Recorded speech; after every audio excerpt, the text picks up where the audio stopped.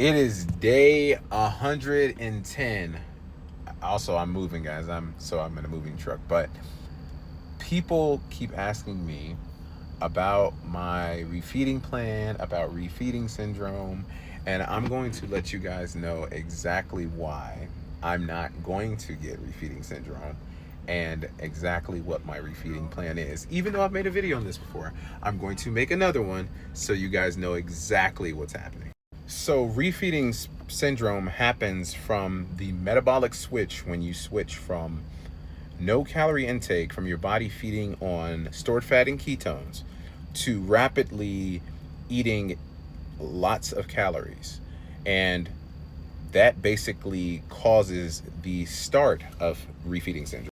Refeeding syndrome happens when you take in a ton of carbs, you're eating heavily sugary or processed foods, and you're introducing food, overeating, and doing the introduction to food too quickly.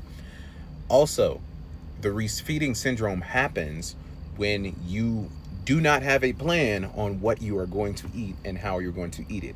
And you allow that monster that you've been putting away while fasting to come out and make you very greedy. The reason why it happens to people is because one, they are malnourished, so they're not taking the proper vitamins and minerals, and two, sometimes these people are extremely underweight. Me, I was extremely overweight, so that is going to be extremely different for me. With my refeeding plan, I am going to start with bone broth. I'm going to do bone broth only 3 to 4 times a day. Okay, I'm going to do very, very small amounts to introduce it to my digestive system.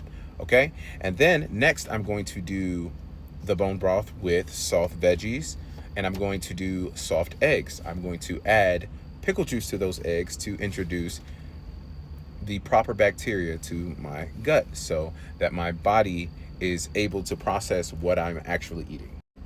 Also, I'm not going to spike my insulin because I'm not going to have any sugar. I'm not going to eat sugar. I'm not going to eat anything that has sugar in it.